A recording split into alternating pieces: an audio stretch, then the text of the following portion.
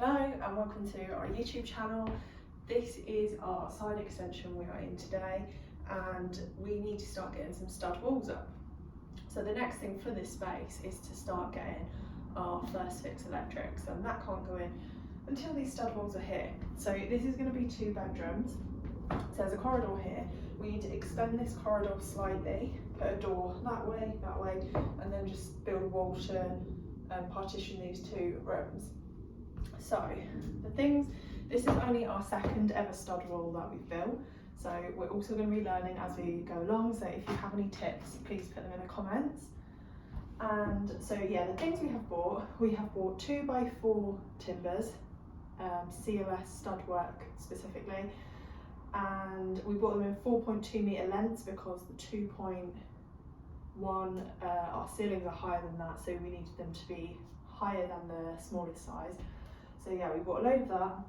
We bought some standard door linings, and it normally says on them for doors to suit 762mm.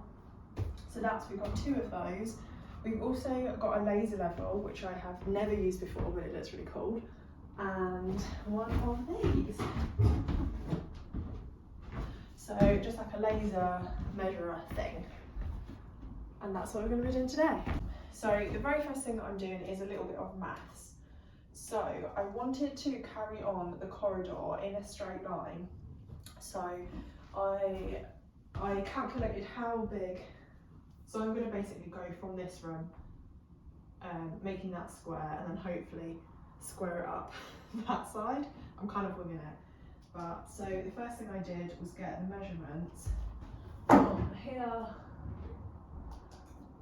to there, which is about 3.1 metres. So then I did the same on this side and made sure that I got it to 3.1 metres, set the laser level up there, and then I kind of got it so that it's in line with this wall here, the edge of this, so that we can hopefully get a straight line here and we'll start the stud work off there. We are also, now I'm thinking about it, we probably want the stud work to come out ever so slightly because the plasterboard will go onto the timber stud, but this will probably have to be dot and dabbed, so you want to allow for a little bit of adhesive for that. We do have a stud wall here, not that you can see it, but it comes out slightly, so I think I'm going to go ever so slightly out just to allow for that dot and dab. Okay, so the very first thing that I have done is marked out exactly where I want my walls to go. So this corridor here is going to be extended by a little bit just so we can put in a door here and a door there, and then we're going to split the room in half there. So this actually might become good usable wardrobe space here. So you can see I have allowed for, but you don't want to just put your door lining on here. You need to allow room for the architrave to go around, so a trim. So I've got the trim, the door size, and then over here I've left 30 centimetres because I want the trim, and then I also want a light switch on this side because the door is going to open this way. So you need to account for where you're going to put your switches as well. And then I go back round and then that length there. And then I've cut my first 2 timbers. So the way that we have done it previously is we do the floor, the ceiling, and then butt in the side ones in that. So when I am measuring for the timber along this edge, I obviously want to minus the thickness of these 2. So I'll go from the top of that timber to the top of the ceiling. So that is what I'm doing now.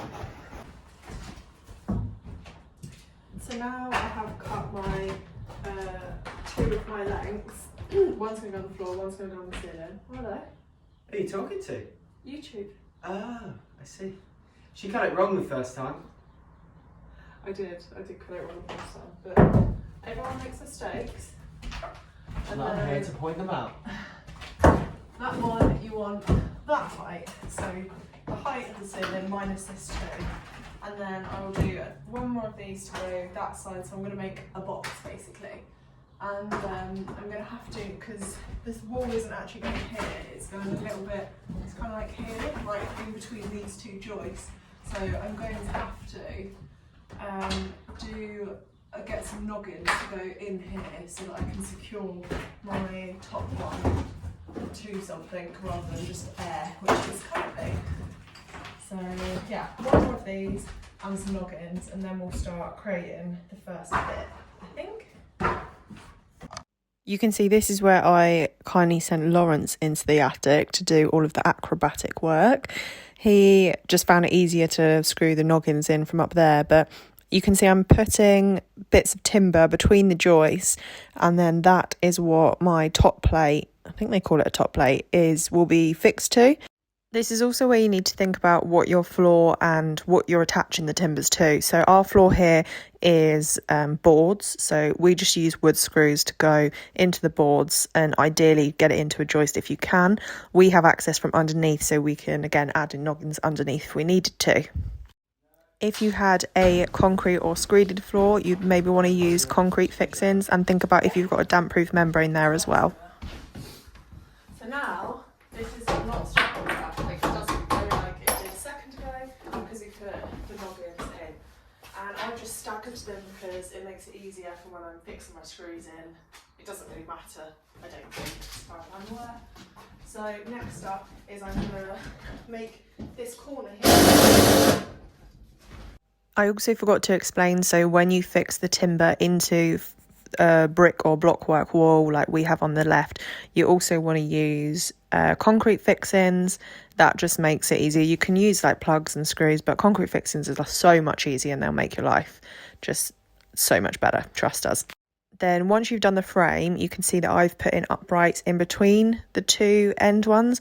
We've done them 400 millimeters apart, so from the center of one timber to the next timber you want to go 400 apart, and then we just put a noggin roughly in the middle somewhere just for stability. So there's going to be a wall here which is an extension of the hallway, so then I'm trying to work out where I'm going to put my door line in, because I'm going to need enough room for a trim, like architrave, plus on this side I'm going to want architrave plus a light switch. So if the door opens this way, I want a light switch kind of on this wall.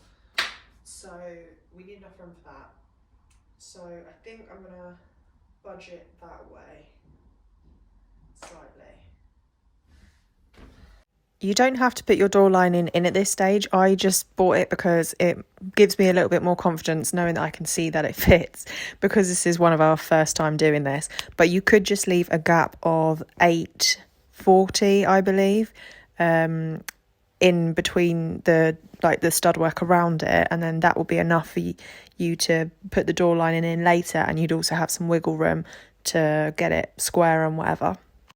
That is obviously for the standard door linings I have, but dependent on what door and lining that you're going to put in, just make sure that you know the measurements and what gap you need to leave. So for the door linings, so there's going to be a door here. So I've cut a piece of timber that would be the size of the wall. But then I've made my door lining just to, because this is one of the first time doing this, so I'm just sort of working it out as I go. So I've allowed for 83 centimetres, I think, here. And then I've allowed a little bit there to put the trim on, and then the trim will be this side, and then I've allowed a little bit longer just to put a light switch on this wall. So the door will open this way, and we'll have enough room to put a switch on this bit here. So now I'm going to cut this little bit off here and this little bit here and start to build kind of my frame around the door and then slot the door in. So yeah, my voiceover was slightly wrong. It's 8:30 I left, not 8:40. But if you left 8:40, that's totally fine. You just have more wiggle room, no problem. I use exactly the same technique here. So the floor one's going first, then I do a top one, then I do the two sides, and then I'll fill in with any uprights and noggins in between that. Above the door, I kind of had to go a little bit rogue because we've got like a step detail on the left here. And there we have it. This side of the room is built. The door lining is in. We have to box this bin up here, so that's a little bit messy, but we'll come back to that. Now, I've got to do the other side.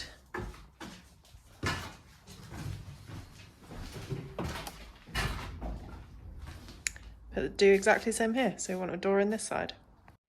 With the door linings, we just use wood screws, and I think probably about every 60 centimetres ish up the door lining, and we try not to keep them in straight lines, and that goes for actually all of the stud work. So try and kind of do one a little bit to the left of the timber, one a little bit to the right of the timber, so you don't have screws in a line which can split the timber, I believe.